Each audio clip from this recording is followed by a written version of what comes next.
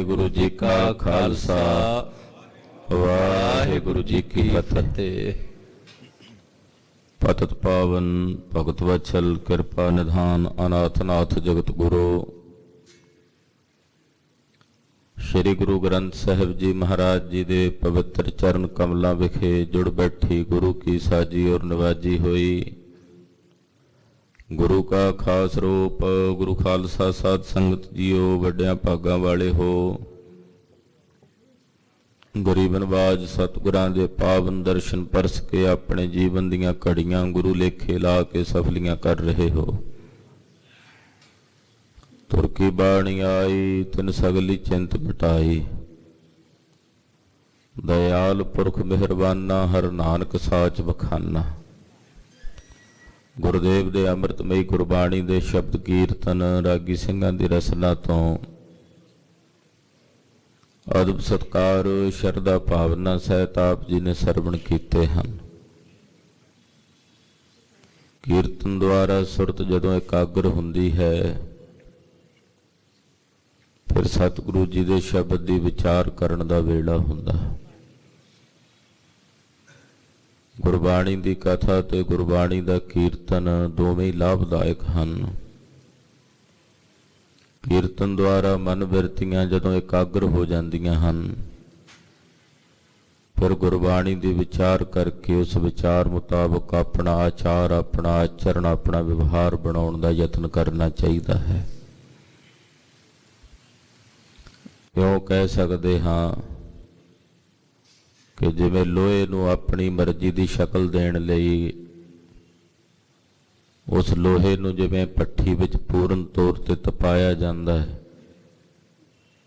जदों लोहा पूरे तां ते आ जांदा फिर हथौड़ा मार के उहनूं अपनी मर्जी मुताबक उहदी काड़त कड़ी जांदी है।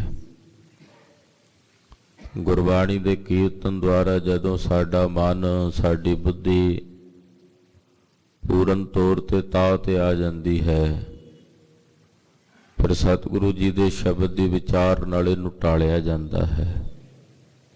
अहरण मत वेद हथियार सतगुरु जी दे जिहड़े बचन ने वेद रूप ने गुरसिख लई।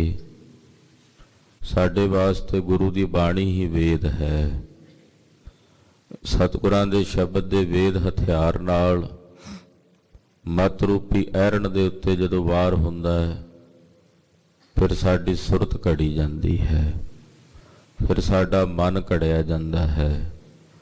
और जदों सुरत ते मन सतगुरां दे शब्द दे आशे मुताबक घड़ी जावे फिर उस सुरत विच उस मन विच आत्म ज्ञान दा प्रकाश हुंदा है।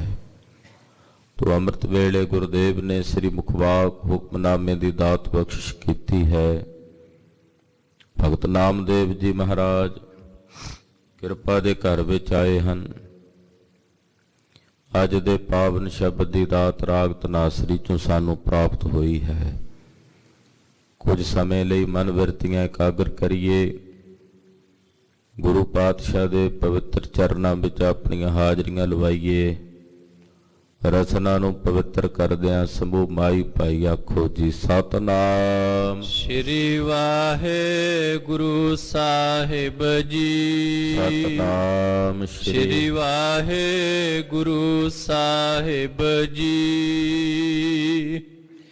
पहल पुरिये पुंडरक वना। सतगुरु भगत नामदेव जी जो अकाल पुरख की बंदगी करदे निरंकार दे स्वरूप च एकमिक हो गए। अपने गुरुदेव ज्ञान देव जी नाल चर्चा कर रहे हैं। संसार की उत्पत्ति दे सृष्टि दे रचन दे कारण कि किवें बनी ਉਹਦੇ कई तरह के प्रकार महापुरखों विद्वानों वालों धर्म ग्रंथों च दसे गए ने। जैसा जैसा किसी महापुरख ने अपने अंदर अनुभव किया कि सृष्टि की रचना किवें हुई होवेगी उन्होंने उस तरह बयान कर दिता। वेदां विच 300 तो भी वध प्रकार दसे ने सृष्टि की रचना दे।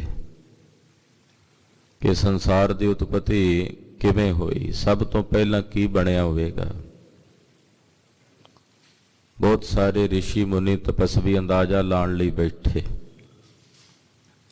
ਸਭ ਤੋਂ ਪਹਿਲਾਂ ਕੀ ਹੋਇਆ ਹੋਵੇਗਾ। ਜਦੋਂ ਇਹ ਸੰਸਾਰ ਬਣਿਆ ਹੋਵੇਗਾ, ਸ੍ਰਿਸ਼ਟੀ ਦੀ ਰਚਨਾ ਹੋਈ ਹੋਵੇਗੀ, ਸਭ ਤੋਂ ਪ੍ਰਥਮ ਕੀ ਹੋਇਆ ਹੋਵੇਗਾ, ਕਿਹੜਾ ਤੱਤ ਸਭ ਤੋਂ ਪਹਿਲਾਂ ਬਣਿਆ ਹੋਵੇਗਾ, ਕਿਹੜਾ ਜੀ ਕਿਹੜਾ ਜੰਤ ਸਭ ਤੋਂ ਪਹਿਲਾਂ ਉਤਪਨ ਹੋਇਆ ਹੋਵੇਗਾ।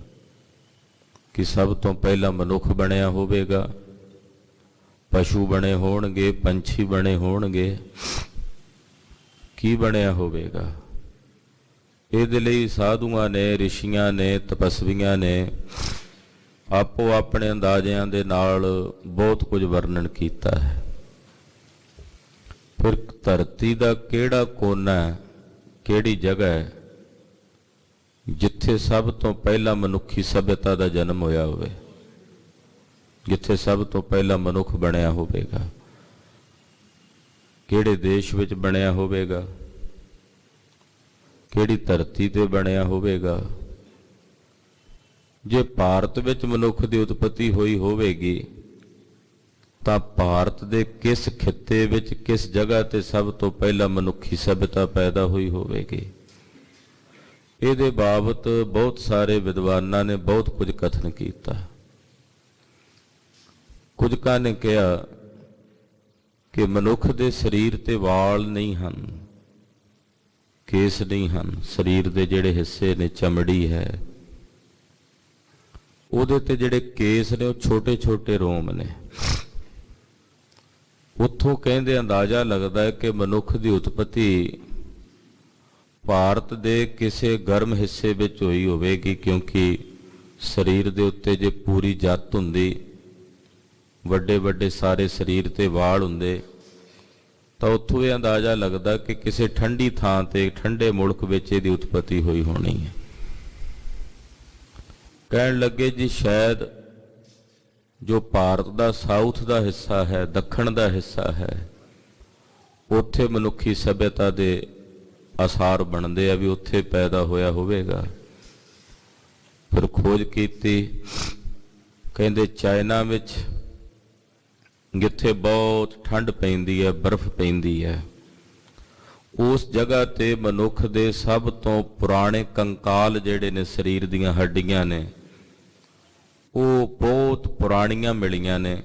ਉਸ ਤੋਂ ਪੁਰਾਣੀਆਂ ਕਿਤੇ ਵੀ ਪੂਰੇ ਵਿਸ਼ਵ ਭਰ ਵਿੱਚ ਮਨੁੱਖੀ ਸਰੀਰ ਦੀਆਂ ਹੱਡੀਆਂ ਤੇ ਢਾਂਚਾ ਨਹੀਂ ਮਿਲਿਆ।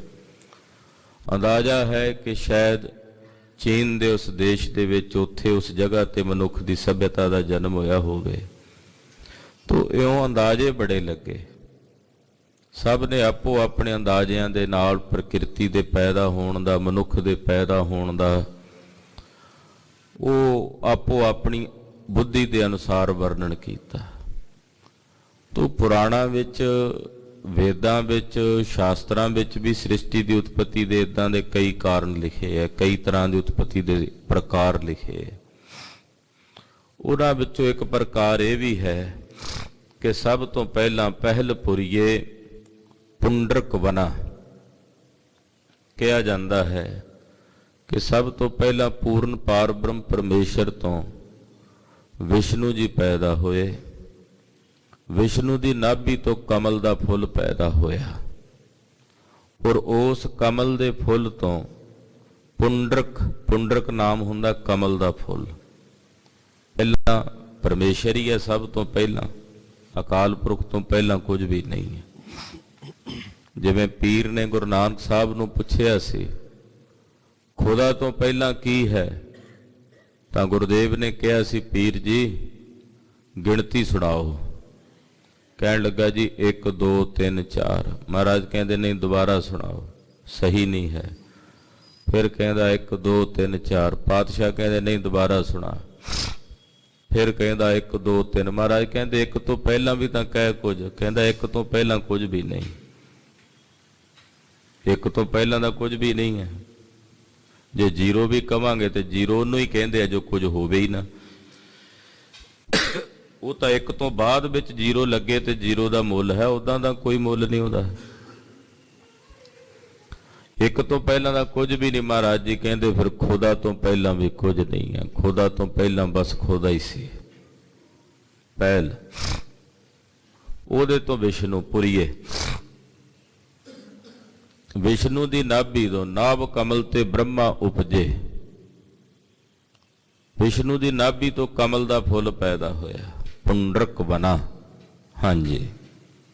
ਤਾਚੇ ਹੰਸਾ ਸਗਲੇ ਜਨਾ। ਕਹਿੰਦੇ ਫੇਰ ਹੰਸਾ ਕਮਲ ਦਾ ਫੁੱਲ ਬਣਿਆ ਤੇ ਕਮਲ ਦੇ ਫੁੱਲ ਤੋਂ ਹੰਸ ਦੀ ਸਵਾਰੀ ਕਰਨ ਵਾਲਾ ਬ੍ਰਹਮਾ ਪੈਦਾ ਹੋਇਆ।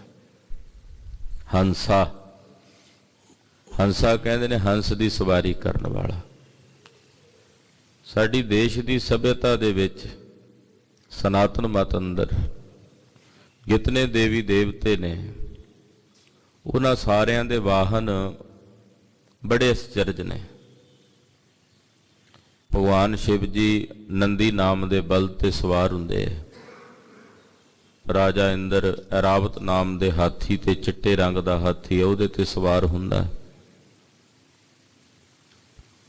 ਸੀਤਲਾ ਕੁੱਤੇ ਤੇ ਸਵਾਰ ਹੁੰਦੀ ਹੈ। ਲక్ష్ਮੀ ਗਧੇ ਤੇ ਸਵਾਰ ਹੁੰਦੀ। ਗਣੇਸ਼ ਚੂਹੇ ਦੀ ਸਵਾਰੀ ਕਰਦਾ। ਕਾਰਤਕੇ ਮੋਰ ਦੀ ਸਵਾਰੀ ਕਰਦਾ ਹੈ। ਭਗਵਾਨ ਵਿਸ਼ਨੂੰ ਗਰੁੜ ਦੀ ਸਵਾਰੀ ਕਰਦੇ ਹੈ। ਇਸੇ ਤਰ੍ਹਾਂ ਜੋ ਬ੍ਰਹਮਾ ਜੀ ਨੇ ਉਹਨਾਂ ਦੀ ਸਵਾਰੀ ਹੈ ਹੰਸ। ਜਿਹੜੇ ਇਹਨਾਂ ਦੇਵਤਿਆਂ ਦੀਆਂ ਸਵਾਰੀਆਂ ਨੇ ਉਹ ਜੋ ਅਜੀਬੋ ਗਰੀਬ ਦੱਸੀਆਂ ਨੇ, ਉਹਦੇ ਪਿੱਛੇ ਕੁਝ ਨਾ ਕੁਝ ਕਾਰਨ ਤਾਂ ਰਿਹਾ ਹੋਵੇਗਾ। ਜੇ ਕਿਸੇ ਸਾਧੂ ਨੇ ਆਪਣੇ ਚਿੰਤਨ ਵਿੱਚ ਬੈਠ ਕੇ ਗੱਲਾਂ ਲਿਖੀਆਂ।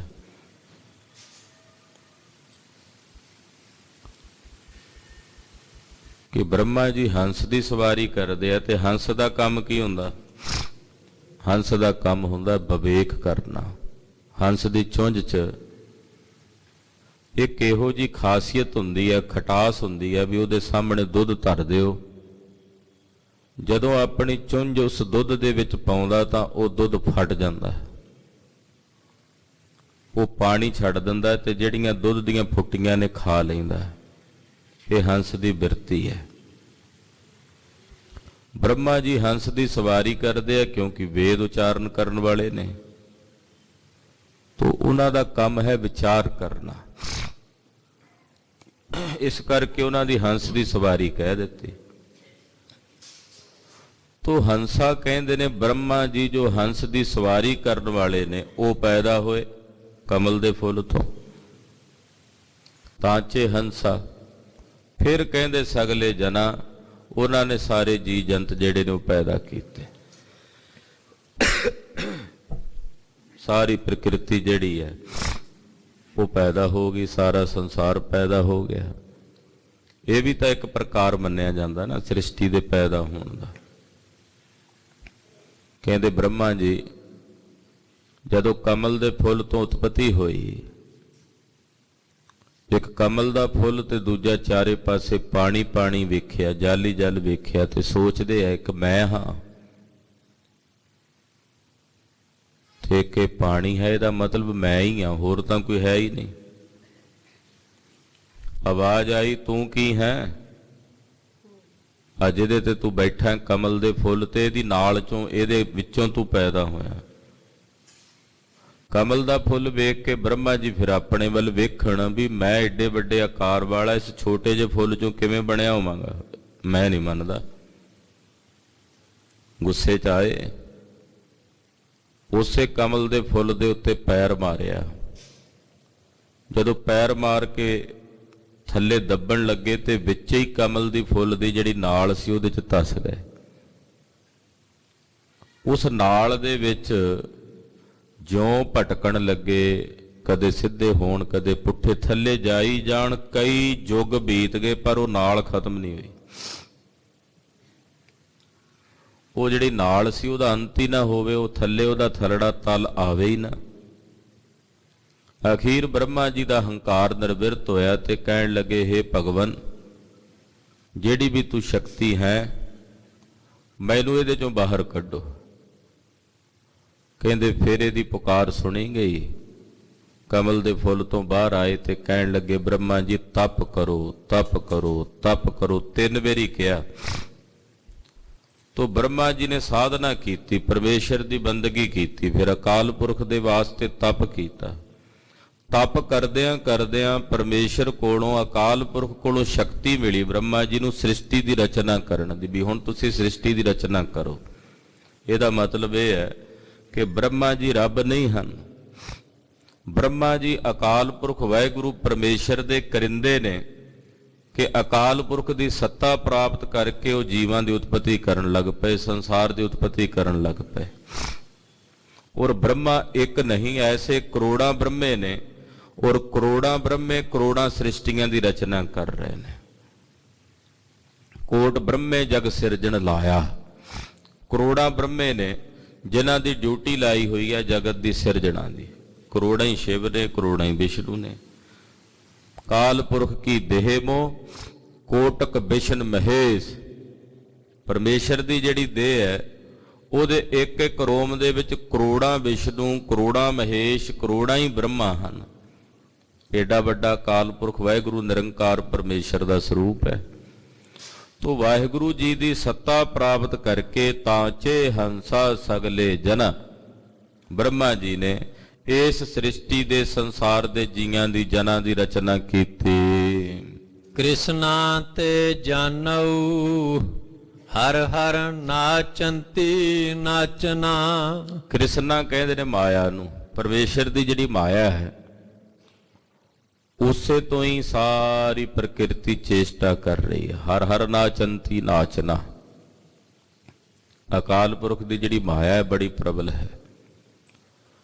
ਉਹਦੀ ਮਾਇਆ ਕਰਕੇ ਹੀ ਇਦਾਂ ਕਹਿ ਸਕਦੇ ਆ ਵੀ ਪਰਮੇਸ਼ਰ ਨੇ ਫੁਰਨਾ ਕੀਤਾ ਅਕਾਲ ਪੁਰਖ ਨੇ, ਮੈਂ ਇੱਕ ਤੋਂ ਬਹੁ ਰੂਪ ਹੋਵਾਂ। ਜਿਹੜਾ ਉਹ ਫੁਰਨਾ ਉਹ ਉਹਦੀ ਮਾਇਆ ਹੈ। ਉਸੇ ਫੁਰਨੇ ਦੀ ਮਾਇਆ ਤੋਂ ਹੀ ਅੱਗੇ 3 ਦੇਵਤੇ ਪੈਦਾ ਹੋਏ। ਏਕਾ ਮਾਈ ਜੁਗਤ ਵਿਆਈ, 3 ਚੇਲੇ ਪਰਵਾਨ, ਇੱਕ ਸੰਸਾਰੀ, ਇੱਕ ਭੰਡਾਰੀ, ਇੱਕ ਲਾਏ ਦੀ ਬਾਣ। ਉਸੇ ਮਾਇਆ ਤੋਂ ਹੀ ਅੱਗੇ 3 ਰੂਪ ਬਣੇ ਜਿਨ੍ਹਾਂ ਨੂੰ ਰਜੋਗੁਣੀ, ਤਮੋਗੁਣੀ, ਸਤੋਗੁਣੀ ਪ੍ਰਕਿਰਤੀ ਕਹਿੰਦੇ ਆ। ਬ੍ਰਹਮਾ ਵਿਸ਼ਨੂੰ ਮਹੇਸ਼, ਇਹ 3 ਦੇਵਤੇ ਰਜੋ ਤਮੋ ਸਤੋਗੁਣ ਦੇ ਦੇਵਤਾ ਨੇ। ਉਹ ਮਾਇਆ ਤੋਂ ਹੀ ਪੈਦਾ ਹੋਏ। ਇਸ ਕਰਕੇ ਪਾਤਸ਼ਾਹ ਭਗਤ ਨਾਮਦੇਵ ਜੀ ਮਹਾਰਾਜ ਕਹਿੰਦੇ ਕ੍ਰਿਸ਼ਨਾ ਤੇ ਜਾਨਉ। ਕ੍ਰਿਸ਼ਨਾ ਨਾਮ ਹੈ ਮਾਇਆ ਦਾ। ਮਾਇਆ ਤੋਂ ਹੀ ਜਾਣੋ। ਹਰ ਹਰ ਨਾਚੰਤੀ ਨਾਚਨਾ। ਇਹ ਹਰ ਹਰ ਪ੍ਰਕਾਰ ਦੀ ਜਿੰਨੀ ਵੀ ਪ੍ਰਕਿਰਤੀ ਹੈ ਸਭ ਉਸ ਮਾਇਆ ਕਰਕੇ ਹੀ ਚੇਸ਼ਟਾ ਕਰ ਰਹੇ ਨੇ। ਆਪਾਂ ਜਿੰਨੇ ਵੀ ਬੈਠੇ ਆ, ਮੈਂ ਬੋਲ ਰਿਹਾ, ਤੁਸੀਂ ਸੁਣ ਰਹੇ ਹੋ, ਇਸ ਮਾਇਆ ਵਿੱਚ ਹੀ ਹੈ ਸਭ ਕੁਝ। ਬੋਲਣਾ ਵੀ, ਸੁਣਨਾ ਵੀ, ਖਾਣਾ ਵੀ, ਪਹਿਨਣਾ ਵੀ। ਇਹ ਸਾਰੇ ਸੰਸਾਰ ਵਿੱਚ ਅਸੀਂ ਜਿਵੇਂ ਵਰਤ ਰਹੇ ਹਾਂ ਸਭ ਮਾਇਆ ਕਰਕੇ ਹੀ ਵਰਤ ਰਹੇ ਹਾਂ। ਸਾਧਕ ਕੀ ਕਰਦਾ? ਇਸ ਮਾਇਆ ਵਿੱਚ ਵਰਤਦਾ ਹੋਇਆ ਮਾਇਆ ਤੋਂ ਨਿਰਲੇਪ ਰਹਿੰਦਾ ਹੈ, ਪਰ ਹੈ ਸਭ ਮਾਇਆ ਕਰਕੇ ਹੀ ਹੈ। ਇਹ ਸਾਰੀ ਪ੍ਰਕਿਰਤੀ ਮਾਇਆ ਕਰਕੇ ਹੀ ਚੇਸ਼ਟਾ ਕਰ ਰਹੀ ਹੈ। ਪਹਿਲ ਪੁਰਸਾ ਬਿਰਾ। ਸਭ ਤੋਂ ਪਹਿਲਾਂ ਪੁਰਸ਼ ਅਕਾਲ ਪੁਰਖ ਵਾਹਿਗੁਰੂ ਨੇ ਬਿਰਾ ਬਾਣੀ ਉਚਾਰਨ ਕੀਤੀ। ਉਹਨੇ ਕਿਹਾ ਇੱਕ ਓੰਕਾਰ। ਜਦੋਂ ਇਹ ਕਿਹਾ ਆਥੋਨ ਪੁਰਸਾ ਦਮਰਾ। ਕਹਿੰਦੇ ਜੀਵਾਂ ਨੂੰ ਦਬਣ ਵਾਲੀ ਮਾਇਆ ਪੈਦਾ ਹੋ ਗਈ। ਜਦੋਂ ਨੇ ਕਿਹਾ ਮੈਂ ਇੱਕ ਤੋਂ ਬਹੁ ਰੂਪ ਹੋ ਜਾਵਾਂ ਤੇ ਉਹਦੀ ਮਾਇਆ ਉਤਪੰਨ ਹੋ ਗਈ। ਫੁਰਨਾ ਹੀ ਤਾਂ ਮਾਇਆ ਹੈ ਉਹਦੀ। ਅਕਾਲ ਪੁਰਖ ਦਾ ਜਿਹੜਾ ਫੁਰਨਾ ਉਹੀ ਮਾਇਆ ਹੈ। ਉਹ ਪੈਦਾ ਹੋ ਗਈ ਮਾਇਆ ਸੰਸਾਰ ਦੇ ਜੀਵਾਂ ਨੂੰ ਦੱਬਣ ਵਾਲੀ। ਆਸਗਾ ਆਸ ਉਸਗਾ। ਇਹ ਜਿਹੜੀ ਮਾਇਆ ਹੈ ਇਹਦੇ ਵਿੱਚ ਉਸੇ ਦਾ ਹੀ ਅਕਸ਼ ਹੈ ਪਰਮੇਸ਼ਰ ਦਾ। ਇਹ ਆਪਣੇ ਆਪ ਨਹੀਂ ਕੁਝ ਕਰ ਸਕਦੀ। ਮਾਇਆ ਵਿੱਚ ਜਿਹੜੀ ਚੇਤਨਾ ਇਹ ਪਰਮੇਸ਼ਰ ਦੀ ਹੈ, ਕਿਉਂਕਿ ਉਦਾਂ ਇਹ ਜੜ ਹੈ। ਆਸਗਾ ਅਸ ਉਸਗਾ, ਉਸੇ ਦਾ ਅਕਸ਼ ਹੈ ਇਹਦੇ ਵਿੱਚ। ਜਿਵੇਂ ਲੋਹੇ ਦਾ ਟੁਕੜਾ ਅੱਗ 'ਚ ਧਰ ਦਿਓ, ਲਾਲ ਸੁਰਖ ਹੋ ਜਾਂਦਾ। ਉਹਦੇ 'ਚ 3 ਗੁਣ ਪੈਦਾ ਹੋ ਜਾਂਦੇ ਆ। ਲੋਹੇ ਦੇ ਟੁਕੜੇ 'ਚ 3 ਸ਼ਕਤੀਆਂ ਪੈਦਾ ਹੋ ਜਾਂਦੀਆਂ। ਕਿਹੜੀਆਂ? ਇੱਕ ਤਾਂ ਲਾਲ ਸੁਰਖ ਹੋ ਜਾਂਦਾ, ਪ੍ਰਕਾਸ਼ ਕਰਨ ਲੱਗ ਪੈਂਦਾ। ਦੂਜਾ ਉਹਦੇ 'ਚੋਂ ਗਰਮੈਸ਼ ਪੈਦਾ ਹੁੰਦੀ ਹੈ, ਸੇਕ ਪੈਦਾ ਹੁੰਦਾ। ਤੀਜਾ ਉਹਦੇ 'ਚ ਸਾੜਨ ਦੀ ਸ਼ਕਤੀ ਪੈਦਾ ਹੁੰਦੀ। ਹੱਥ ਲਾਓ ਅੱਗ ਨਾਲੋਂ ਵੀ ਵੱਧ ਸਾੜਦਾ। ਹਾਲਾਂਕਿ ਅੱਗ ਚੋਂ ਹੱਥ ਕੱਢ ਦਿਓ ਨਾ, ਬਲਦੀ ਚੋਂ ਨਹੀਂ ਸੜਦਾ, ਪਰ ਜੇ ਕਿਤੇ ਬਲਦੇ ਖੌਲਦੇ ਲੋਹੇ ਦੇ ਟੁਕੜੇ ਨੂੰ ਮਾੜਾ ਜਿਹਾ ਵੀ ਹੱਥ ਛੂਹ ਜੇ ਤੇ ਸੜ ਜਾਂਦਾ, ਅੱਗ ਨਾਲੋਂ ਵੀ ਵੱਧ ਜ਼ਿਆਦਾ ਸਾੜਦਾ। ਪਰ ਉਹੀ ਲੋਹੇ ਦਾ ਟੁਕੜਾ ਤੁਸੀਂ ਅੱਗ ਤੋਂ ਕੱਢ ਕੇ ਬਾਹਰ ਰੱਖ ਦਿਓ, ਤਿੰਨੇ ਸ਼ਕਤੀਆਂ ਖਤਮ। ਇਸੇ ਤਰ੍ਹਾਂ ਜਿਹੜੀ ਮਾਇਆ ਹੈ ਇਹ ਲੋਹੇ ਦੇ ਟੁਕੜੇ ਵਾਂਗੂ ਹੈ। ਪਰਮੇਸ਼ਰ ਦੇ ਸੰਜੋਗ ਕਰਕੇ ਇਹਦੇ 'ਚ ਵੀ ਤਿੰਨ ਸ਼ਕਤੀਆਂ ਪੈਦਾ ਹੁੰਦੀਆਂ, ਰਜੋਗੁਣੀ, ਤਮੋਗੁਣੀ, ਸਤੋਗੁਣੀ। ਜੇ ਪਰਮਾਤਮਾ ਤੋਂ ਇਹਨੂੰ ਵੱਖਰਾ ਕਰ ਦਿਓ ਮਾਇਆ ਨੂੰ, ਤਾਂ ਫਿਰ ਇਹਦੀਆਂ ਇਹ ਤਿੰਨੇ ਸ਼ਕਤੀਆਂ ਸਮਾਪਤ ਹੋ ਜਾਂਦੀਆਂ। ਇਸ ਕਰਕੇ ਅਕਾਲ ਪੁਰਖ ਦਾ ਹੀ ਅਕਸ਼ ਹੈ ਇਹਦੇ ਵਿੱਚ, ਅਸਗਾ ਅਸ ਉਸਗਾ। ਇਹ ਜਿਹੜੀ ਮਾਇਆ ਪਰਮੇਸ਼ਰ ਦੇ ਫੁਰਨੇ ਤੋਂ ਪੈਦਾ ਹੋਈ ਹੈ, ਇਹਦੇ ਵਿੱਚ ਅਕਾਲ ਪੁਰਖ ਦਾ ਹੀ ਅਕਸ਼ ਹੈ, ਪਰਮੇਸ਼ਰ ਦਾ ਹੀ ਅਕਸ਼ ਹੈ। ਦੂਸਰਾ ਅਰਥ ਮਹਾਂਪੁਰਖ ਇਦਾਂ ਵੀ ਕਰਦੇ ਸਾਧਕਾਂ ਲਈ। ਆਪਾਂ ਸਾਰੇ ਸਾਧਕ ਹਾਂ, ਗੁਰੂ ਗ੍ਰੰਥ ਸਾਹਿਬ ਦੀ ਹਜ਼ੂਰੀ 'ਚ ਬੈਠੇ ਹਾਂ, ਸਾਧਨਾ ਕਰਨ ਲਈ ਬੈਠੇ ਹਾਂ। ਆਪਾਂ ਸਭ ਸਾਧਕ ਹੀ ਹਾਂ।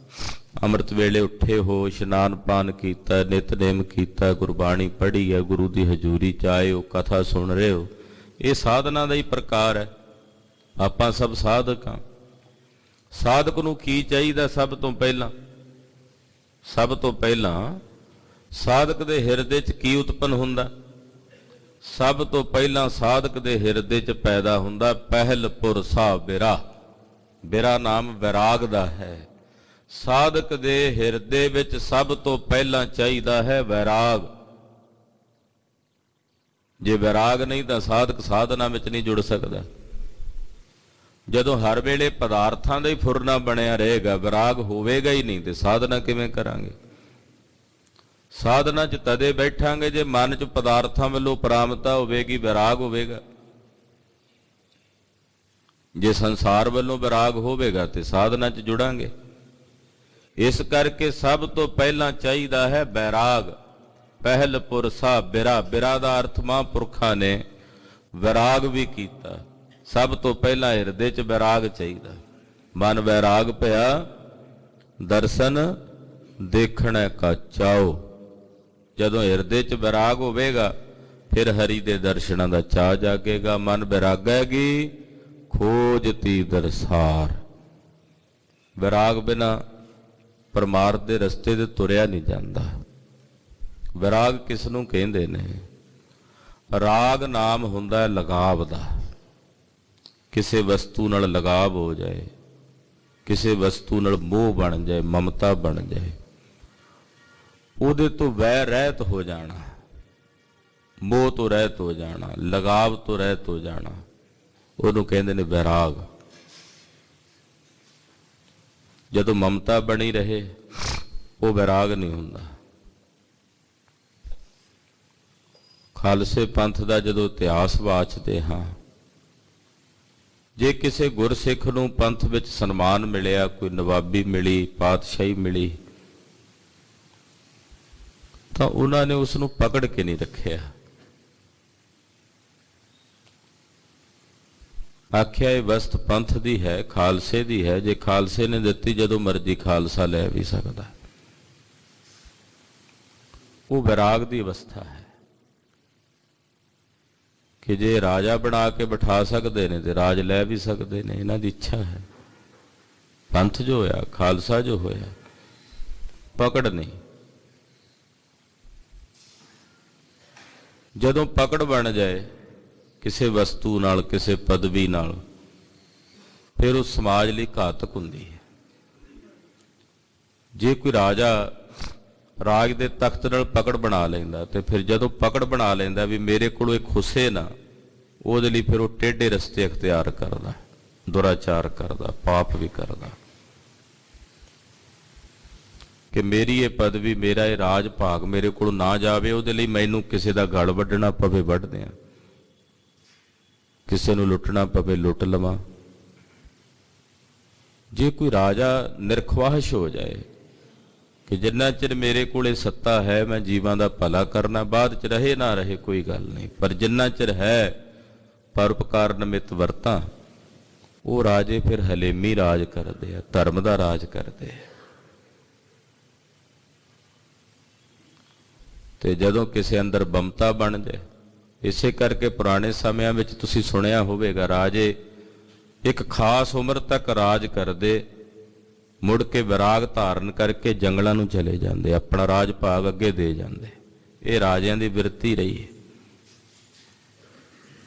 ਸਾਡੇ ਦੇਸ਼ ਦੀ ਸੰਸਕ੍ਰਿਤੀ ਵਿੱਚ ਐਸਾ ਬਹੁਤ ਸੁਣਨ ਨੂੰ ਮਿਲਦਾ।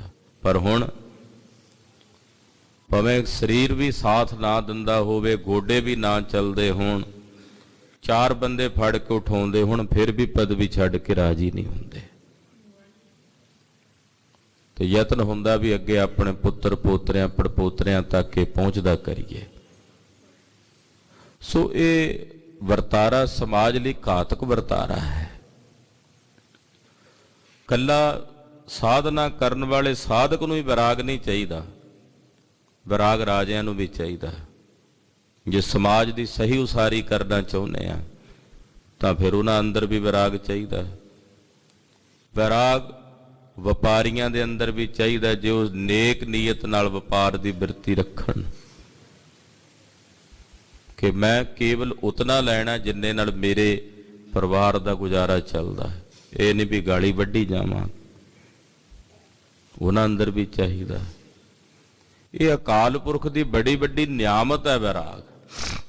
ਜ਼ਰੂਰੀ ਨਹੀਂ ਵੀ ਜਿਹੜੇ ਜੋਗੀ ਵਿਰਾਗੀ ਬਣ ਕੇ ਘਰ-ਬਾਰ ਛੱਡ ਗਏ ਬਸ ਉਹਨਾਂ ਲਈ ਵਿਰਾਗ ਦੀ ਲੋੜ ਸੀ। ਇੱਕ ਵਪਾਰੀ ਨੂੰ ਵੀ ਵਿਰਾਗ ਚਾਹੀਦਾ, ਇੱਕ ਦੁਕਾਨਦਾਰ ਦੇ ਅੰਦਰ ਵੀ ਵਿਰਾਗ ਚਾਹੀਦਾ, ਇੱਕ ਨੌਕਰੀ ਕਰਨ ਵਾਲੇ ਨੌਕਰੀ ਪੇਸ਼ੇ ਵਾਲੇ ਮਨੁੱਖ ਦੇ ਅੰਦਰ ਵੀ ਵਿਰਾਗ ਚਾਹੀਦਾ। ਧਾਰਮਿਕ ਮਨੁੱਖ ਨੂੰ ਤਾਂ ਵਿਰਾਗ ਦੀ ਲੋੜ ਹੈ ਹੀ ਹੈ। ਜਿਹੜੇ ਰਾਜ ਕਰ ਰਹੇ ਨੇ ਉਹਨਾਂ ਅੰਦਰ ਵੀ ਵਿਰਾਗ ਚਾਹੀਦਾ। ਜਦੋਂ ਪਕੜ ਹੀ ਬਣੀ ਰਹੇਗੀ ਤੇ ਫਿਰ ਪਕੜ ਬਣਾ ਕੇ ਰੱਖਣਗੇ, ਉਦੋਂ ਫਿਰ ਮਾੜੇ ਕਰਮ ਕਰਨਗੇ। ਤੋ ਪਹਿਲ ਪੁਰਸਾ ਬਿਰਾ, ਮਹਾਰਾਜ ਜੀ ਕਹਿੰਦੇ ਭਾਈ ਸਭ ਤੋਂ ਪਹਿਲਾਂ ਚਾਹੀਦਾ ਵਿਰਾਗ। ਅਰੇ ਮਨ ਐਸੋ ਕਰ ਸੰਨਿਆਸਾ, ਬਨ ਸੇ ਸਦਨ ਸਭੈ ਕਰ ਸਮਝੋ, ਮਨ ਹੀ ਮਾਹੇ ਉਦਾਸਾ। ਇਹੋ ਜਿਹਾ ਵਿਰਾਗ ਚਾਹੀਦਾ ਹੈ। ਭਗਤ ਫਰੀਦ ਜੀ ਮਹਾਰਾਜ ਜੀ ਦੇ ਹਿਰਦੇ 'ਚ ਕੈਸਾ ਅਤ ਉੱਚ ਦਰਜੇ ਦਾ ਵਿਰਾਗ ਹੈ ਕਿ ਉਸ ਵਿਰਾਗ ਦੀ ਅਵਸਥਾ 'ਚ ਟਿਕ ਕੇ ਕਹਿੰਦੇ ਆ, ਇਹ ਧੋਏ ਨੈਣਾ ਮਤ ਛੂਹੋ, ਫਿਰ ਦੇਖਣ ਕੀ ਆਸ।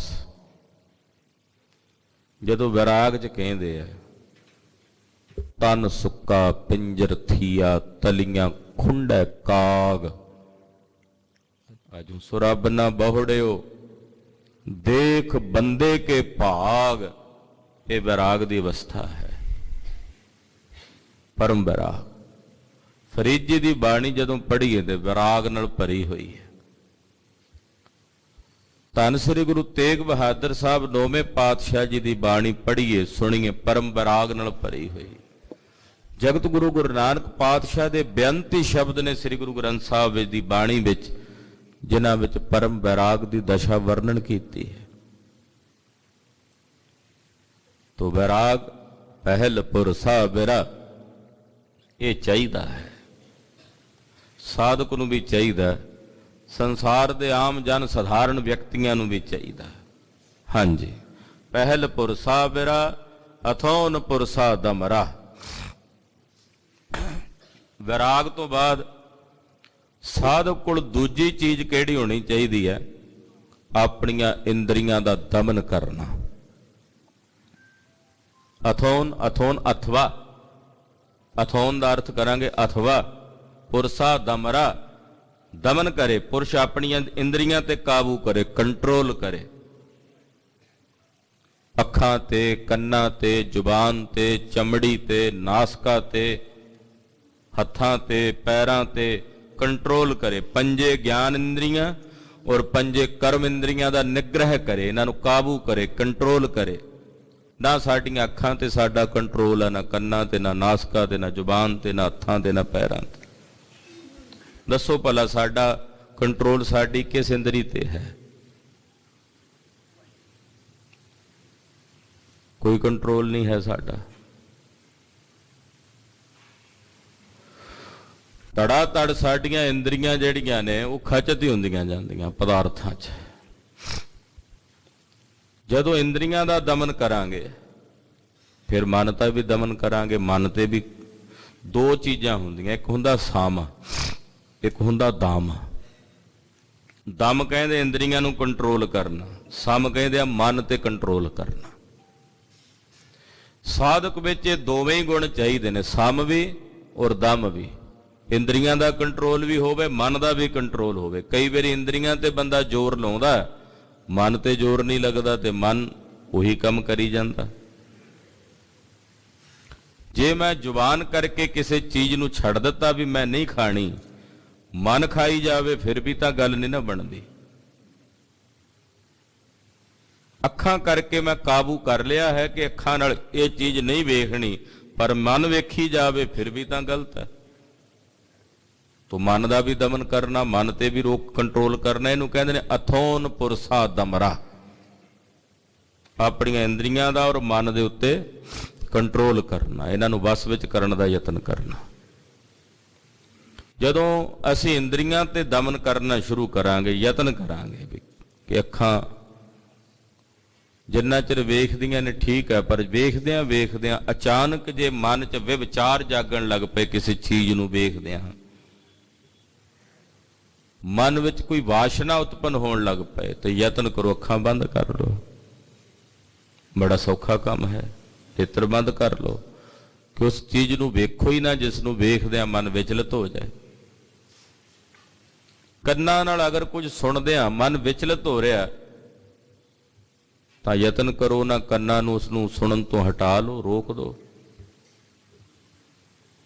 ਇਹ ਇੰਦਰੀਆਂ ਜਿਹੜੀਆਂ ਨੇ ਸਾਡੇ ਮਨ ਨੂੰ ਜਾ ਕੇ ਵਿਚਲਿਤ ਕਰ ਦਿੰਦੀਆਂ। ਇਹ ਇੰਦਰੀਆਂ ਜਿਹੜੀਆਂ ਨੇ, ਪੰਜ ਗਿਆਨ ਇੰਦਰੀਆਂ, ਕਰਮ ਇੰਦਰੀਆਂ, ਘੋੜੇ ਨੇ ਸਾਡੇ। ਮਨ ਜਿਹੜਾ ਇਹਨਾਂ ਦੇ ਉੱਤੇ ਲਗਾਮ ਲਾਏ ਕੇ ਬੈਠਾ, ਘੋੜਾ ਚੱਲੇਗਾ ਤੇ ਮਨ ਵੀ ਨਾਲ ਨਾਲ ਵਿਚਲਿਤ ਹੋਵੇਗਾ, ਭਾਵੇਂ ਕੰਟਰੋਲ ਮਨ ਦਾ ਹੀ ਇਹਨਾਂ ਘੋੜਿਆਂ ਤੇ। ਇਸ ਕਰਕੇ ਗੁਰਦੇਵ ਕਹਿੰਦੇ ਅਥੋਨ ਪੁਰਸਾ ਦਮਰਾ, ਹੇ ਭਾਈ ਇਹਨਾਂ ਇੰਦਰੀਆਂ ਦਾ ਦਮਨ ਕਰ, ਤੇ ਫਿਰ ਇਹ ਜਾਣ ਅਸਗਾ ਅਸ ਉਸਗਾ, ਇਸ ਜੀਵ ਦੇ ਵਿੱਚ ਔਰ ਉਸ ਈਸ਼ਵਰ ਦੇ ਵਿੱਚ ਜੋ ਆਤਮਾ ਹੈ, ਚੇਤਨਾ ਹੈ, ਉਹ ਇੱਕੋ ਹੀ ਹੈ। ਆਖੋ ਸਤਨਾਮ ਸ੍ਰੀ ਵਾਹਿਗੁਰੂ। ਜੋ ਆਤਮਾ ਸਾਡੇ 'ਚ ਹੈ ਉਹੀ ਪਰਮਾਤਮਾ ਵਿੱਚ ਹੈ। ਫਰਕ ਕੀ ਹੈ? ਬਾਹਰਲੇ ਸਰੀਰਾਂ ਦਾ ਇਹੀ ਭੇਦ ਹੈ। ਜੇ ਸਾਡਾ ਸਰੀਰ ਇੱਕ ਪਾਸੇ ਰੱਖ ਦਿਓ ਤੇ ਈਸ਼ਵਰ ਦਾ ਸਰਬੱਗਪੁਣਾ ਇੱਕ ਪਾਸੇ ਰੱਖ ਦਿਓ, ਤੇ ਪਿੱਛੇ ਕੀ ਬਚੇਗਾ? ਕੇਵਲ ਬ੍ਰਹਮ ਚੇਤਨ। ਘੜਾ ਪਿਆ, ਘੜੇ ਦੇ ਵਿੱਚ ਵੀ ਆਕਾਸ਼ ਹੈ, ਬਾਹਰ ਵੀ ਆਕਾਸ਼ ਹੈ। ਜੇ ਘੜਾ ਤੋੜ ਦਿਓ ਡੰਡਾ ਮਾਰ ਕੇ, ਤੇ ਕੀ ਫਰਕ ਰਹਿ ਜਾਏਗਾ? ਆਕਾਸ਼ ਆਕਾਸ਼ ਵਿੱਚ ਮਿਲ ਕੇ ਇੱਕੋ ਰੂਪ ਹੋ ਜਾਏਗਾ। ਇਸੇ ਤਰ੍ਹਾਂ ਅਸਗਾ ਅਸ ਉਸਗਾ, ਸਾਡੇ ਵਿੱਚ ਜਿਹੜਾ ਅਕਸ਼ ਹੈ ਨਾ, ਉਸੇ ਦਾ ਹੀ ਹੈ, ਉਹਦੇ ਤੋਂ ਵੱਖਰੇ ਨਹੀਂ ਹਾਂ ਅਸੀਂ, ਉਹਦੇ ਤੋਂ ਭਿੰਨ ਨਹੀਂ ਹਾਂ। ਸਾਡੇ ਵਿੱਚ ਜਿਹੜੀ ਚੇਤਨਾ ਉਸੇ ਬ੍ਰਹਮ ਦੀ ਅੰਸ਼ ਹੈ, ਔਰ ਉਹਦੀ ਅੰਸ਼ ਅਸੀਂ ਸਾਰੇ ਹਾਂ। ਅਸੀਂ ਸਾਰੇ ਏਕ ਪਿਤਾ ਏਕ ਸਕੇ ਹਮ ਬਾਰਕ, ਤੂੰ ਮੇਰਾ ਗੁਰਹਾਈ, ਸਭ ਉਸੇ ਦੀ ਅੰਸ਼ ਹਾਂ, ਉਹਦੇ ਤੋਂ ਵੱਖਰੇ ਨਹੀਂ ਹਾਂ।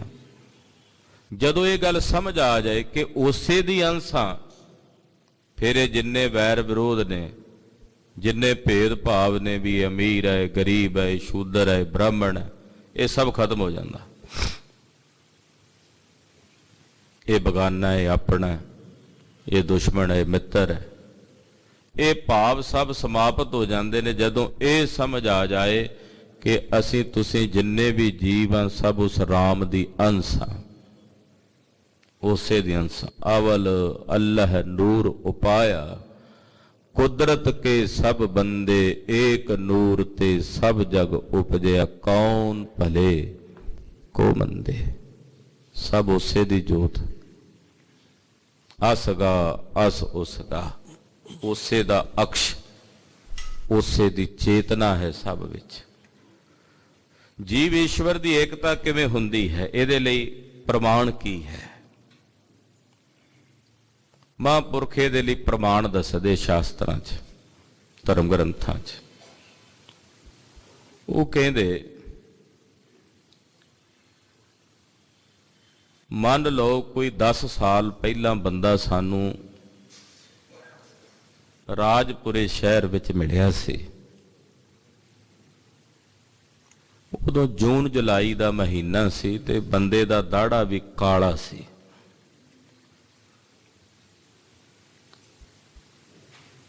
ਕੱਪੜੇ ਉਹਨੇ ਪਤਲੇ ਪਾਏ ਹੋਏ ਸੀ। ਸ਼ਹਿਰ ਰਾਜਪੁਰਾ ਸੀ। ਅਚਾਨਕ 10 ਸਾਲਾਂ ਬਾਅਦ ਉਹ ਬੰਦਾ ਪਟਿਆਲੇ ਸ਼ਹਿਰ ਮਿਲਿਆ।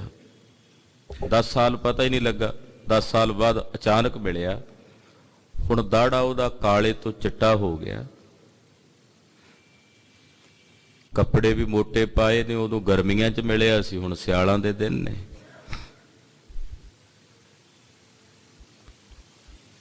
ਵਾਰ ਦਾ ਵੀ ਫਰਕ ਹੈ। ਉਦੋਂ ਮਿਲਿਆ ਸੀ, ਉਦੋਂ ਵਾਰ ਤੇ ਤਰੀਕ ਹੋਰ ਸੀ, ਹੁਣ ਮਿਲਿਆ ਵਾਰ ਤਰੀਕਾਂ ਹੋਰ ਨੇ। ਪਰ ਆਪਾਂ ਇਹ ਨਹੀਂ ਕਹਿੰਦੇ ਵੀ ਹੁਣ ਇਹ ਪਟਿਆਲੇ 'ਚ ਮਿਲਿਆ ਤੇ ਬੰਦਾ ਬਦਲ ਗਿਆ। ਕਹਿੰਦੇ ਆਪਾਂ ਇਹੀ ਕਹਿੰਦੇ ਇਹ ਬੰਦਾ ਉਹੀ ਹੈ। ਜੇ ਸ਼ਹਿਰ ਕਰਕੇ ਵੇਖਾਂਗੇ ਤੇ ਸ਼ਹਿਰ ਵਿੱਚ ਫਰਕ ਹੈ, ਉਹ ਰਾਜਪੁਰਾ ਇਹ ਪਟਿਆਲਾ। ਜੇ ਮੌਸਮ ਕਰਕੇ ਵੇਖਾਂਗੇ ਉਦੋਂ ਗਰਮੀਆਂ ਸੀ, ਹੁਣ ਸਿਆਲ ਨੇ। ਜੇ ਕੱਪੜਿਆਂ ਕਰਕੇ ਵੇਖਾਂਗੇ ਉਦੋਂ ਪਤਲੇ ਕੱਪੜੇ ਪਾਏ ਸੀ, ਹੁਣ ਮੋਟੇ ਪਾਏ ਨੇ। ਫਿਰ ਤਾਂ ਫਰਕ ਹੀ ਰਿਹਾ ਨਾ। ਪਰ ਜਦੋਂ ਵੇਖਾਂਗੇ ਬੰਦਾ ਉਹੀ ਹੈ, ਉਦੋਂ ਬਾਕੀ ਸਭ ਕੁਝ ਭੁੱਲ ਜਾਂਦੇ ਆ। ਇਸੇ ਤਰ੍ਹਾਂ ਜੀਵ ਔਰ ਈਸ਼ਵਰ ਸਾਡੇ 'ਚ ਫਰਕ ਹੈ। ਕੀ ਫਰਕ ਹੈ? ਬਾਹਰਲਾ ਉਹ ਪਰਮੇਸ਼ ਈਸ਼ਵਰ ਹੈ, ਸਰਬੱਗ ਹੈ, ਸਰਬ ਥਾਵਾਂ ਤੇ ਰਹਿੰਦਾ। ਅਸੀਂ ਜੀਵ ਹੈ, ਇੱਕੋ ਜਗ੍ਹਾ ਤੇ ਰਹਿੰਦੇ ਹਾਂ। ਉਹ ਅੰਤਰਜਾਮੀ, ਅਸੀਂ ਅਲਪੱਗ ਹਾਂ। ਉਹ ਸਰਬ ਵਿਆਪੀ, ਅਸੀਂ ਇੱਕ ਦੇਸ਼ੀ ਹਾਂ। ਇਦਾਂ ਦਾ ਸਾਡਾ ਫਰਕ ਰਹੇਗਾ ਹੀ ਰਹੇਗਾ। ਪਰ ਜੇ ਵੇਖਾਂਗੇ ਵੀ ਜੋ ਸਾਡੇ ਵਿੱਚ ਚੇਤਨਾ ਉਹੀ ਉਹਦੇ ਵਿੱਚ ਹੈ, ਬਾਹਰਲਾ ਭੇਦ ਖਤਮ ਕਰ ਦਿਓ, ਈਸ਼ਵਰ ਦਾ ਈਸ਼ਵਰਪੁਣਾ ਛੱਡ ਦਿਓ, ਸਰਬੱਗਪੁਣਾ ਛੱਡ ਦਿਓ, ਜੀਵ ਦਾ ਅਲਪੱਗਪੁਣਾ ਤਿਆਗ ਦਿਓ, ਤੇ ਪਿੱਛੇ ਜੋ ਬਚੇਗਾ ਕੇਵਲ ਬ੍ਰਹਮ ਹੀ ਬਚੇਗਾ ਨਾ। ਉਹਨੂੰ ਕਹਿੰਦੇ ਅਸਗਾ ਅਸ ਉਸਗਾ। ਇਹਦੇ ਵਿੱਚ ਉਸੇ ਦਾ ਹੀ ਅਕਸ਼ ਹੈ। ਇਹ ਉਹੀ ਹੈ ਜੋ ਬ੍ਰਹਮ ਹੈ। ਤੂੰ ਬ੍ਰਹਮ ਹੀ ਹੈ। ਉੱਥੇ ਆ ਕੇ ਕਿਹਾ ਤਤ ਤਵੰ ਅਸੀ, ਤੂੰ ਬ੍ਰਹਮ ਹੈ, ਤੂੰ ਰਾਮ ਦੀ ਅੰਸ਼ ਹੈ, ਤੂੰ ਜੋਤ ਸਰੂਪ ਹੈ। ਇਹ ਸਮਝ ਆ ਗਈ? ਹਾਂਜੀ। ਹਰ ਕਾ ਬਾਗਰਾ ਨਾਚੈ ਪਿੰਦੀ ਮਹਿ ਸਾਗਰਾ। ਇਹ ਜਿਹੜਾ ਸੰਸਾਰ ਹੈ ਇਹ ਹਰੀ ਦਾ ਬਗੀਚਾ ਹੈ। ਹਰੀ ਇਹਦਾ ਮਾਲੀ ਹੈ। ਇਹ ਸੰਸਾਰ ਉਹਦਾ ਬਾਗ ਹੈ ਔਰ ਉਹ ਵਾਹਿਗੁਰੂ ਇਸ ਬਾਗ ਦਾ ਮਾਲੀ ਹੈ। ਤੇ ਜਿਵੇਂ ਮਾਲੀ ਬਾਗ ਦੇ ਵਿੱਚ ਰਹਿੰਦਾ ਹੈ, ਏਦਾਂ ਉਹ ਹਰੀ ਇਸ ਬਗੀਚੇ ਵਿੱਚ, ਬਾਗ ਦੇ ਵਿੱਚ ਰਹਿੰਦਾ ਹੈ। ਨਾਚੈ ਪਿੰਦੀ ਮੈਂ ਸਾਗਰਾ। ਪਿੰਦੀ ਕਹਿੰਦੇ ਆ ਟਿੰਡਾਂ ਨੂੰ। ਟਿੰਡਾਂ ਵਾਲੇ ਖੂਹ ਹੁੰਦੇ ਸੀ ਪੁਰਾਣੇ, ਗਿੜਦੇ ਸੀ, ਹਲਟ ਚਲਦੀ, ਉੱਤੇ ਮਾਲ ਚੜੀ ਹੁੰਦੀ, ਉਸ ਮਾਲ ਦੇ ਵਿੱਚ ਟਿੰਡਾਂ ਹੁੰਦੀਆਂ। 100 ਟਿੰਡਾਂ ਹੋਣ ਤੇ 100 ਦੀਆਂ 100 ਟਿੰਡਾਂ ਵਿੱਚ ਪਾਣੀ ਦਾ ਇੱਕੋ ਜਿਹਾ ਹੁੰਦਾ ਸਾਰਿਆਂ 'ਚ।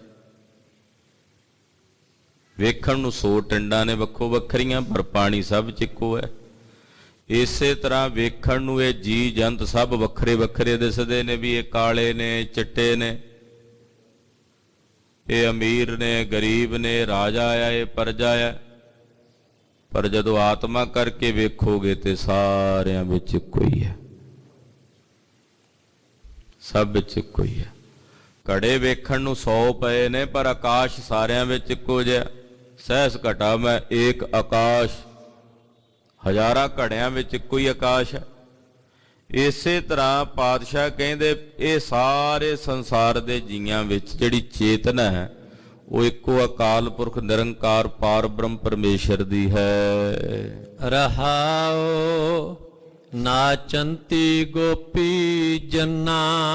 ਪਾਤਸ਼ਾਹ ਕਹਿੰਦੇ ਸਾਡੀਆਂ ਜਿਹੜੀਆਂ ਇੰਦਰੀਆਂ ਨੇ ਨਾ, ਇਹ ਗੋਪੀਆਂ ਨੇ। ਜਿਵੇਂ ਗੋਪੀਆਂ ਭਗਵਾਨ ਕ੍ਰਿਸ਼ਨ ਦੀ ਬਾਂਸਰੀ ਤੇ ਨੱਚਦੀਆਂ ਸੀ ਨਾ, ਜਦੋਂ ਬਾਂਸਰੀ ਵੱਜਦੀ ਸੀ ਨਾ ਭਗਵਾਨ ਕ੍ਰਿਸ਼ਨ ਜੀ ਦੀ ਬ੍ਰਿੰਦਾਵਨ, ਜਿੰਨੀਆਂ ਗੋਪੀਆਂ, ਕੋਈ ਦੁੱਧ ਰਿੜਕਦੀ ਹੁੰਦੀ, ਕੋਈ ਰੋਟੀ ਪਕਾਉਂਦੀ ਹੁੰਦੀ, ਸਭ ਦੌੜੀਆਂ ਹੀ ਆਉਂਦੀਆਂ ਵਿੱਚੇ ਛੱਡ ਛਡਾ ਕੇ। ਉਸ ਬਾਂਸਰੀ ਦੀ ਧੁਨ ਦੇ ਉੱਤੇ ਸਭ ਮੋਹੀਆਂ ਜਾਂਦੀਆਂ। ਗਊਆਂ ਜਿਹੜੀਆਂ ਭਗਵਾਨ ਦੀ ਚਾਰਦੇ ਸੀ, ਬਾਂਸਰੀ ਦੀ ਆਵਾਜ਼ ਸੁਣ ਕੇ ਖਲੋ ਜਾਂਦੀਆਂ ਸੀ, ਮੋਹੇ ਜਾਂਦੇ ਸੀ ਸਭ। ਨਾਚੰਤੀ ਗੋਪੀ ਜੰਨਾ।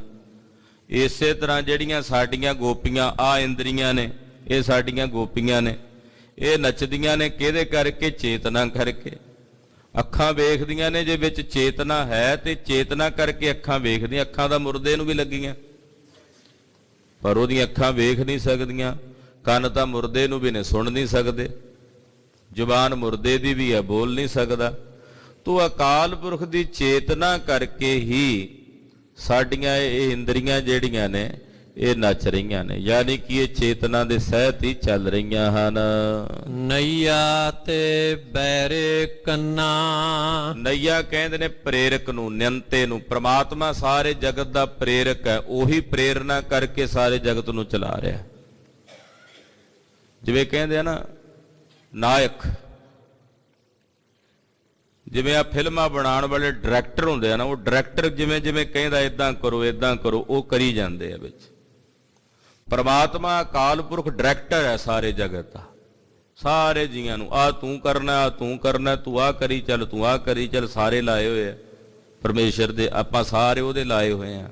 ਉਹ ਸਾਰਿਆਂ ਨੂੰ ਪ੍ਰੇਰਨ ਵਾਲਾ ਨਿਯੰਤਾ ਹੈ। ਨਈਆ ਤੇ ਬੈਰੇ ਕੰਨਾ, ਉਹਦੇ ਤੋਂ ਬਾਹਰ ਕੰਨਾ ਕੁਝ ਵੀ ਨਹੀਂ।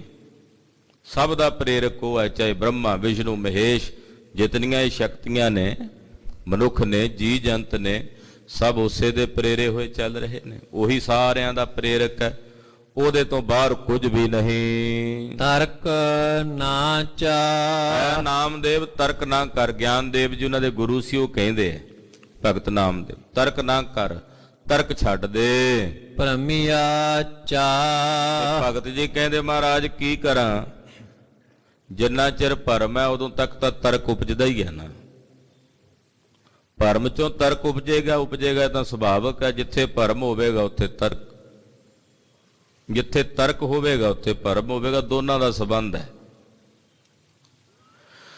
ਤੂੰ ਜਿੱਥੇ ਧੂਆਂ ਹੈ ਉੱਥੇ ਅੱਗ ਹੈ, ਜਿੱਥੇ ਅੱਗ ਹੈ ਉੱਥੇ ਧੂਆਂ ਹੈ। ਜਿੱਥੇ ਭਰਮ ਹੈ ਉੱਥੇ ਤਰਕ ਹੈ, ਜਿੱਥੇ ਤਰਕ ਹੈ ਉੱਥੇ ਭਰਮ ਵੀ ਹੋਵੇਗਾ। ਭਰਮੀਆਂ ਚਾ ਕੀ ਕਰਾਂ ਮਹਾਰਾਜ, ਤਰਕ ਤਾਂ ਪੈਦਾ ਹੁੰਦਾ ਕਿਉਂਕਿ ਭਰਮ ਵਿੱਚ ਹਾਂ। ਹਾਂਜੀ। ਕੇਸਵਾ ਬਚੌਨੀ ਅਈਏ ਮਈਏ ਏਕ ਆਨ ਜੀਓ।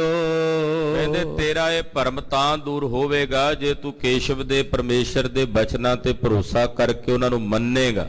ਕੇਸਵਾ ਬਚੌਨੀ ਅਈਏ ਮਈਏ, ਮਨਨ ਕਰ। ਮਈਏ ਦਾ ਮਤਲਬ ਮਨਨ ਕਰੇਗਾ।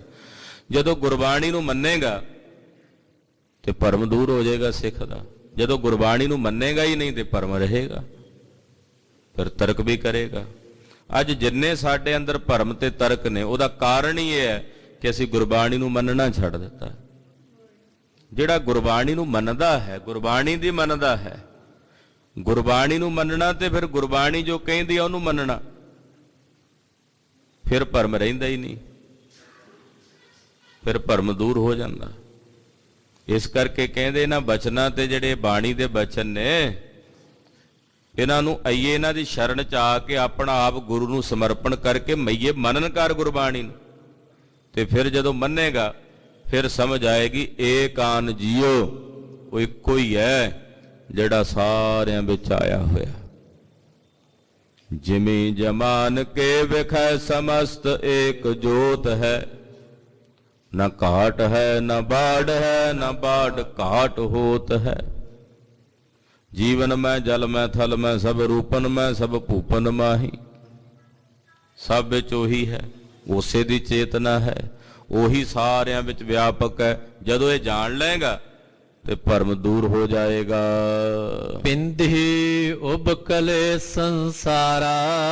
बेनती करते है हुण, कहते हे वाहिगुरू, जिवें खूह दीआं टंडां पानी नाल भरदियां खाली हुंदियां फिर भरन तुर जांदियां, वो माल दे नाल घुम्मी जांदियां ना, पानी बाहर पै जांदा, मुड़ के फिर थल्ले खूह च नाल बलद गेड़ी जांदे, खूह चली जांदा।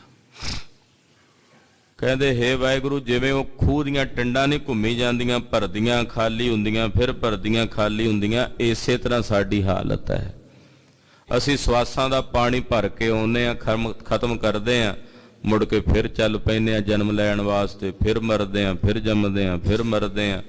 ਇਸੇ ਤਰ੍ਹਾਂ ਖੂਹ ਦੀਆਂ ਟਿੰਡਾਂ ਵਾਂਗੂ ਘੁੰਮੀ ਜਾਂਦੇ ਹਾਂ। ਭ੍ਰਮ ਭ੍ਰਮ ਆਏ ਤੁਮ ਚੇ ਦੁਆਰਾ। ਮਹਾਰਾਜ ਭਰਮ ਭਰਮ ਕੇ ਹੁਣ ਅਸੀਂ ਥੱਕ ਕੇ ਤੁਹਾਡੀ ਸ਼ਰਨ ਆ ਗਏ। ਚਾਰ ਕੁੰਟ ਦਹਿ ਦਿਸ ਭ੍ਰਮੇ ਥੱਕ ਆਏ ਪ੍ਰਭ ਕੀ ਸਾਮ।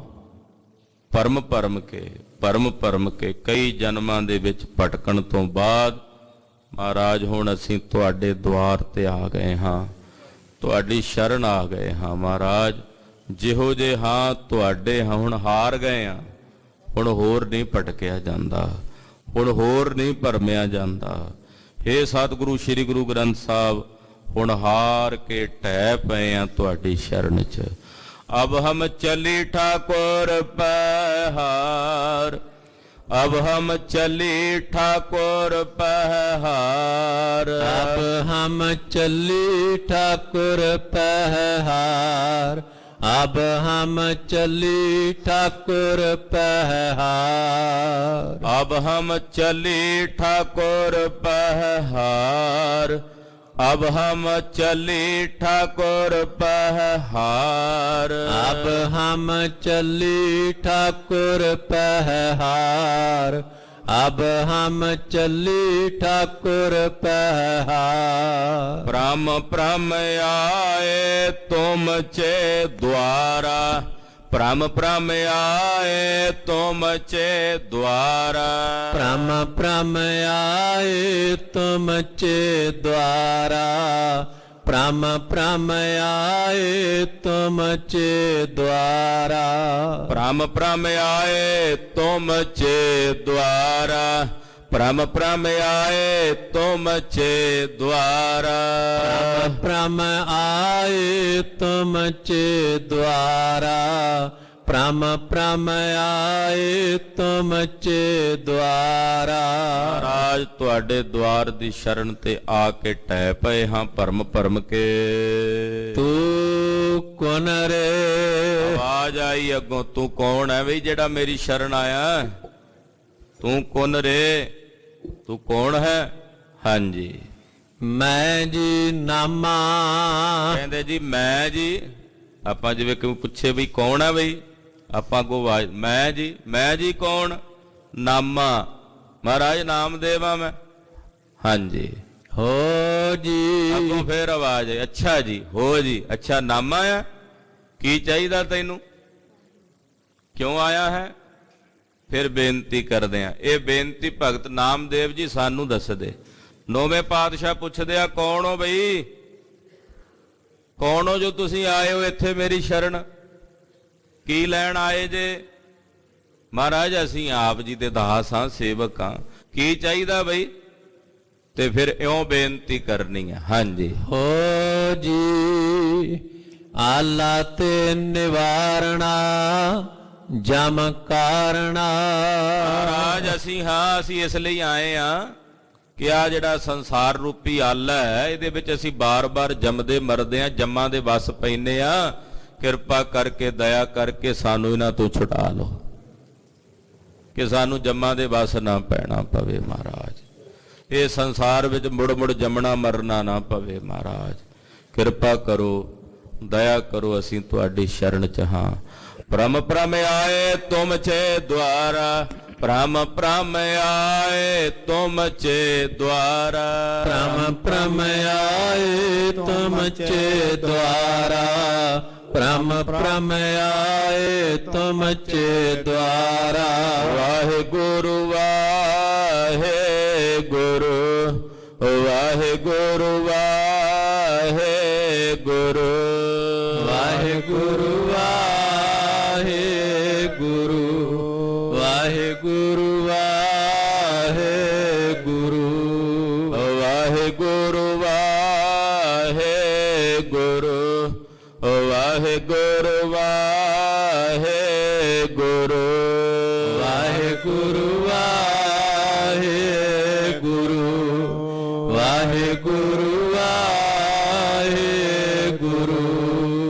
ਵਾਹਿਗੁਰੂ ਜੀ ਕਾ ਖਾਲਸਾ, ਵਾਹਿਗੁਰੂ ਜੀ ਕੀ ਫਤਿਹ।